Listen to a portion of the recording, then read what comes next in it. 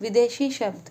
जो शब्द विदेशी भाषाओं से हिंदी में आ गए हैं उन्हें विदेशी शब्द कहते हैं।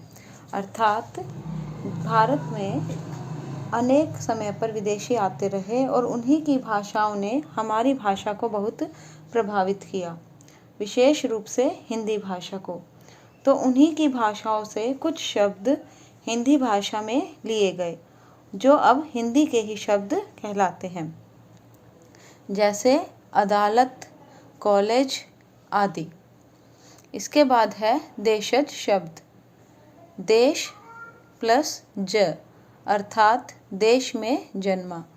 जो शब्द देश की भाषाओं, बोलियों, बोलचाल की भाषाओं से हिंदी में आए हैं उन्हें देशज शब्द कहते हैं। अर्थात जो हमारी बोलचाल की भाषाओं से, हमारे क्षेत्रीय इलाकों से हमारी भाषाओं में आते गए उन्हें हम देशज शब्द कहते हैं, जैसे लोटा, पगड़ी, धोती आदि।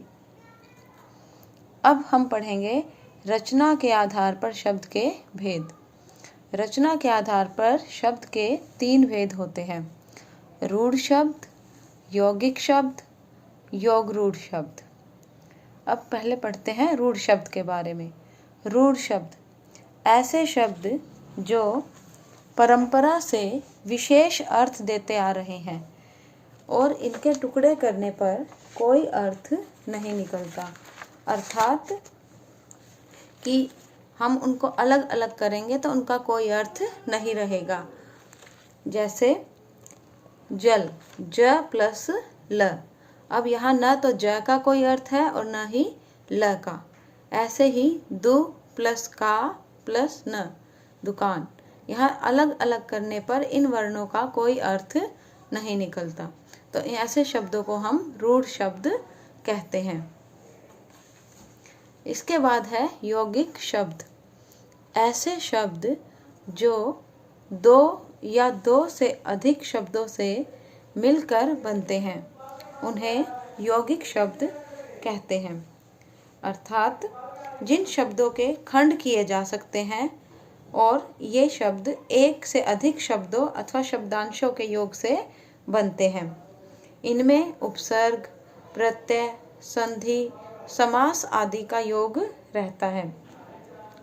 यौगिक शब्दों को अलग करने पर उनके अर्थ प्रकट होते हैं। जैसे रसोई घर, रसोई जमा घर। सुपुत्र, सु जमा पुत्र। विद्यालय, विद्या जमा आलय। यहाँ प्रत्येक में 2-2 शब्द हैं और उनके अर्थ स्पष्ट हो रहे हैं। इसी प्रकार से आगे है योगरूढ़ शब्द। जिन यौगिक शब्दों का प्रयोग किसी विशेष अर्थ में किया जाता है, अर्थात जो शब्द यौगिक भी हो और रूढ़ भी हो, कि 2 शब्दों के योग से भी बनता है और उसका एक विशेष निश्चित अर्थ भी होता है। जैसे नीलकंठ, नील जमा कंठ।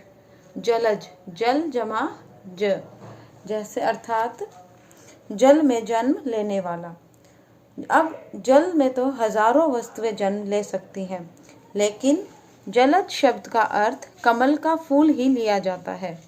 अर्थात जलज शब्द का प्रचलित या रूढ़ अर्थ क्या है? कमल है।